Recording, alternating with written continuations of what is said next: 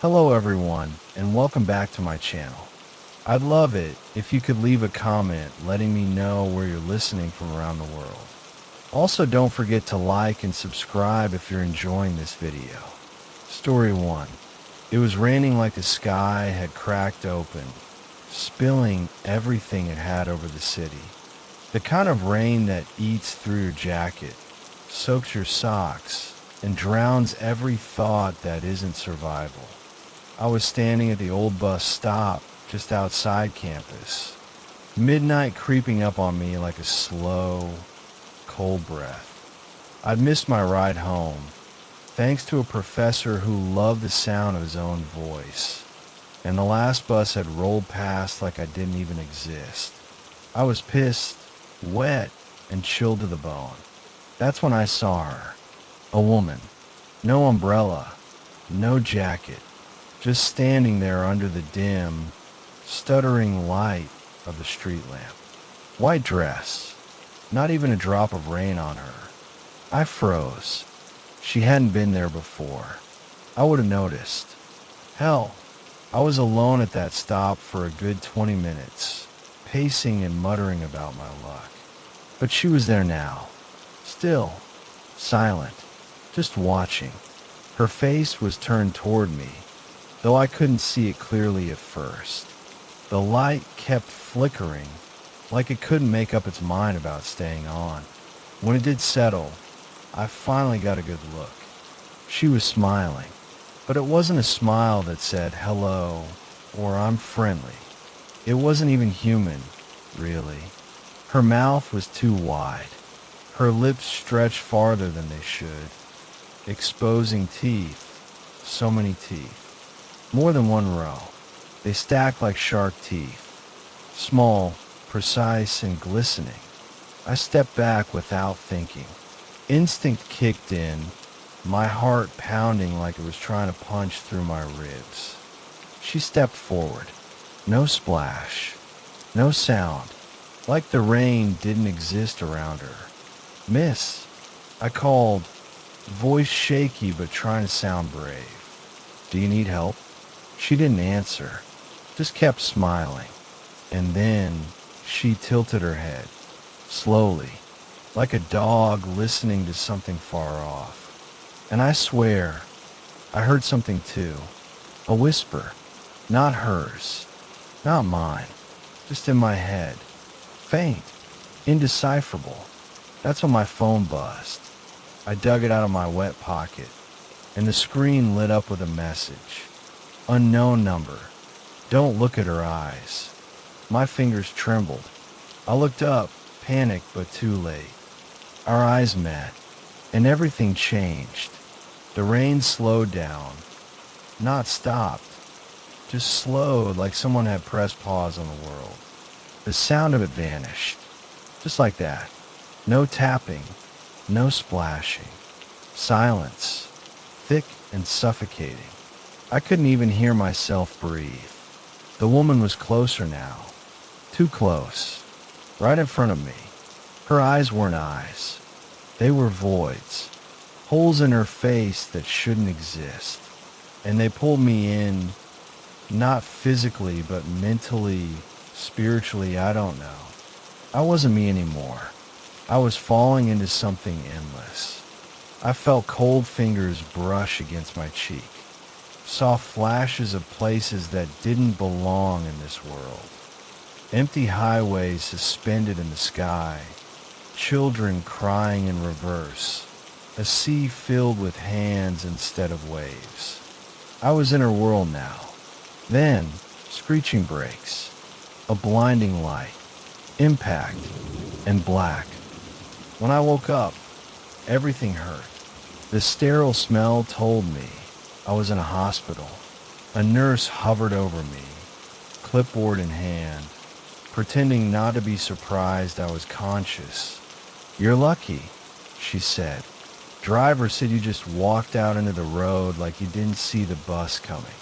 I wanted to speak, to explain, but how do you tell someone about her?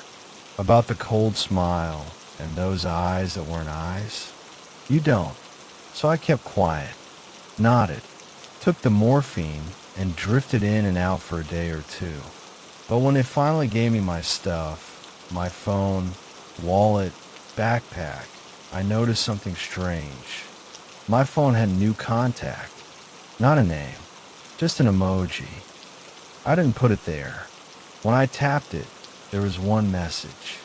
Next time, wait quietly. No number, no reply option, just those 5 words. And here's the part that still haunts me. The part that makes me sleep with the lights on and never wait at that stop again. Sometimes when it rains, only when it rains, my phone buzzes again. No message, just a notification from, a reminder, a warning. And every now and then, I see someone standing under a flickering light in the distance. Dry as bone, smiling. Story 2. They used to whisper about it after sundown, when the oil lamps cast long shadows across our village lanes, and the wind rustled through the crops like it had something to say. The old folks called it a screaming tree. You were supposed to stay away from it, especially during storms. That's when it wailed. They said, when the sky was cracking open and God wasn't listening. I never believed in that kind of talk. I was 16, too full of myself, and too bored to care. The kind of bored that makes kids do dumb things just to feel something. It happened on a night that felt soaked in something more than rain. The sky had been grumbling since late afternoon, and by the time the sun dipped behind the hills, the clouds were a solid bruise over our heads. Me, Faisal, and Junaid were holed up in our usual hangout spot, an old, half-collapsed storage shed behind the school, passing around a bottle we'd stolen for Junaid's uncle. We were laughing about ghost stories, mocking the ones our grandparents used to feed us like bedtime snacks. That's when Faisal brought it up. The screaming tree, he said with a sneer. Bet you're all too chicken to touch it. I laughed. Too loud. I'll do it, I said because I had to. You know how it is. Someone dares you, and suddenly your pride is the only thing louder than the thunder outside. So I took the flashlight, pulled up my hoodie, and walked out into the storm. The fields were already turning to soup underfoot. Rain hit me sideways, and the wind was sharp enough to bite. The tree wasn't far, just past the cemetery, near the edge of the woods where even the animals didn't go. They say the tree had been there since forever. No one planted it, and no one remembered when it first appeared. It didn't look right, never had. Twisted like it had grown in pain. Blackened bark that peeled like scabs. And its roots didn't dig down like other trees. They curled above ground like they were reaching for something. As I got closer, the flashlight started to flicker. Typical horror movie nonsense, I thought. The tree stood there, huge and gnarled, silhouetted by the occasional lightning flash. It looked wrong, like it didn't belong in this world. I remember thinking that if trees could feel pain, this one had been in agony for centuries. I stepped up to it and placed my palm flat on the trunk. Nothing happened. I turned and shouted back toward the darkness where my friends had stayed behind. See, it's just a tree.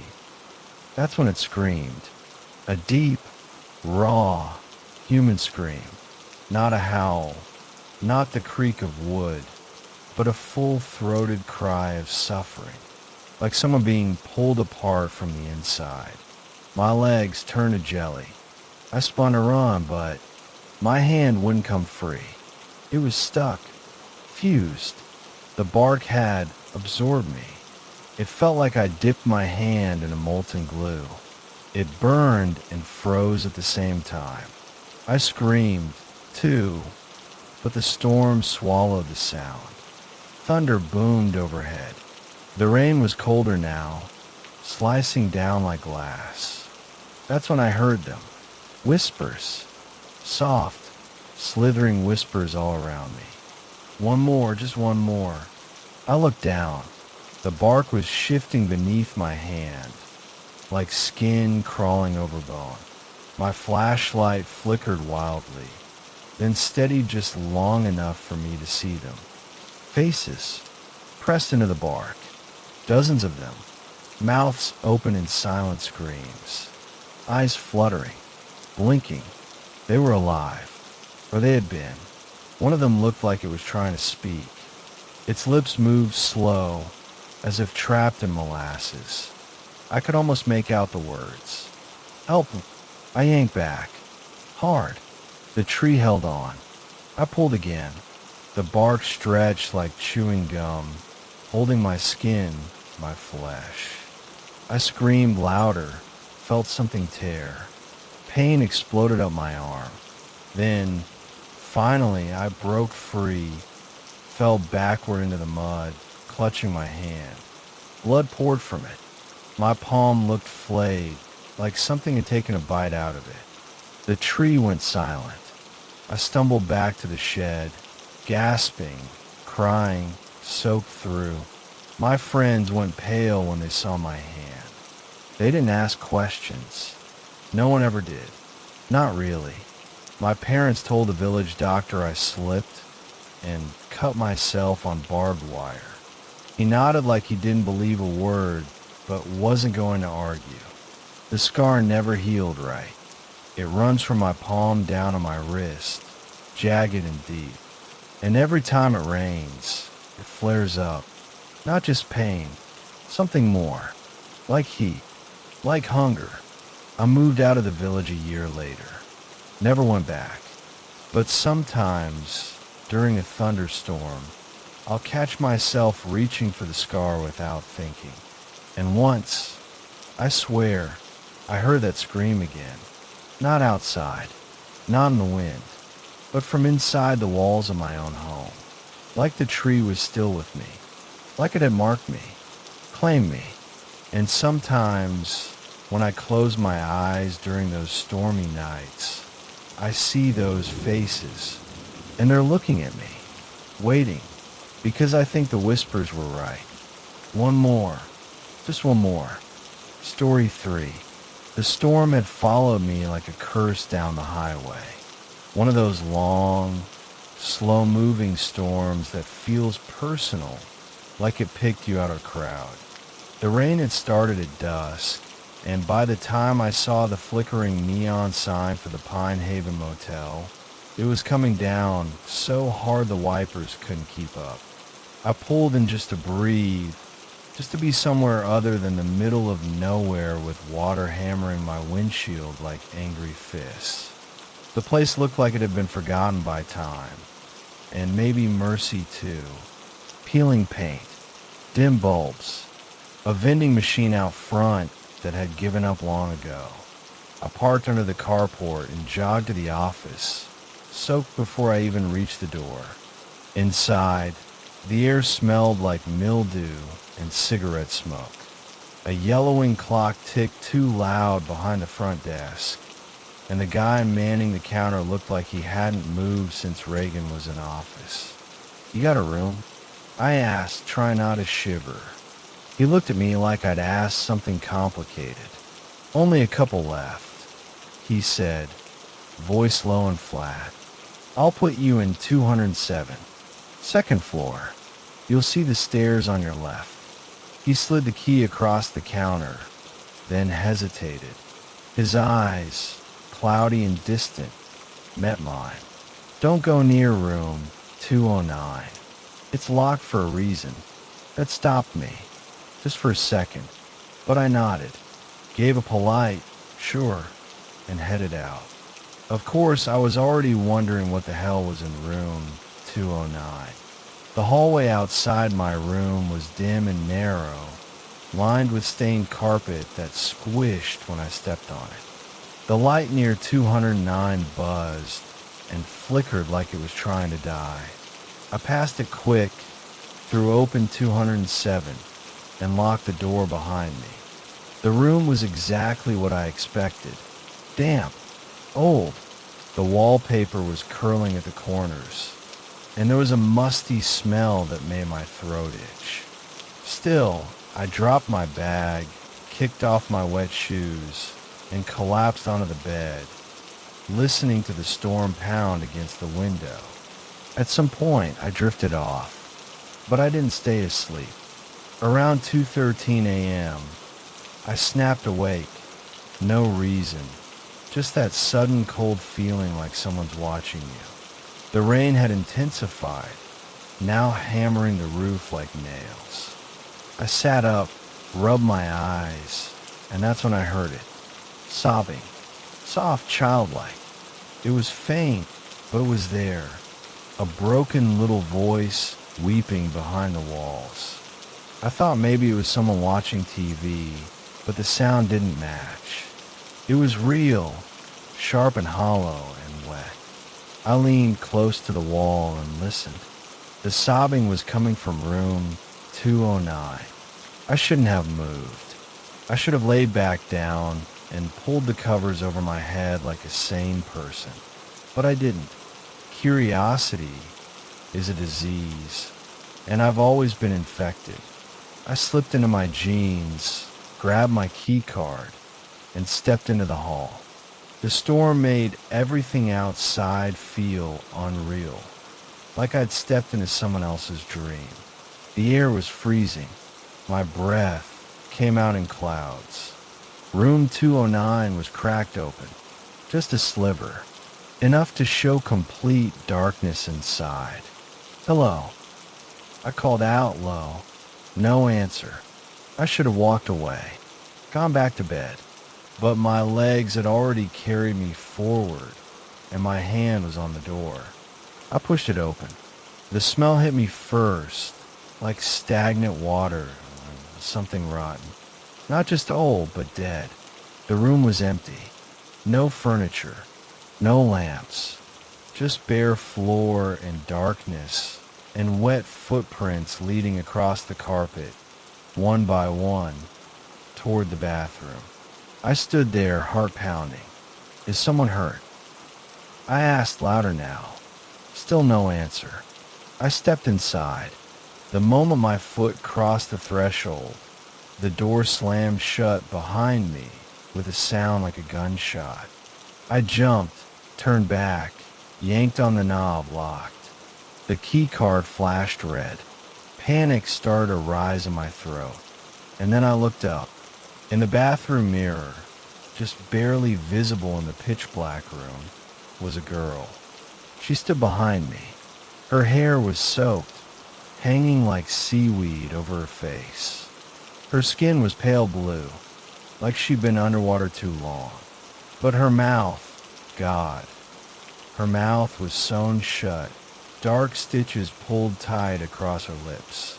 She didn't move, didn't blink. She lifted one hand and pointed to the mirror, and in the fog, words began to write themselves. "You're in my bed." I turned fast, and where there had been no furniture before, there was now a bed. An old, rotting mattress. The sheets were soaked red, not with water, with blood. It was still dripping, like the storm had moved indoors. I backed away, toward the door. My hand searched frantically for the knob again, pulling, twisting. I was gasping now. Then, her voice. In my head. Not spoken, but felt. Like the words were injected straight into my brain. "Lie down." I screamed. Slammed my shoulder into the door until it gave. I fell into the hallway, sprawled on the carpet. My chest was heaving, my vision swimming. But the hallway was dry. The lights were brighter. Room 209 was boarded up, sealed with wooden planks and yellowing tape. I scrambled to my feet and ran straight to the office, barefoot, shaking wild-eyed. The manager didn't even look surprised. He sighed when I told him what happened. Said room 209 had been sealed since '96. Said a woman drowned her daughter in the tub and disappeared, vanished like mist. The room had been locked ever since, but sometimes it opens. Sometimes it chooses someone. Before I left, he looked at me one last time, voice like gravel. Did she say anything to you? I should have lied. Should have said no. But I nodded, because I'd heard it, clear and cold, inside my head. You're next.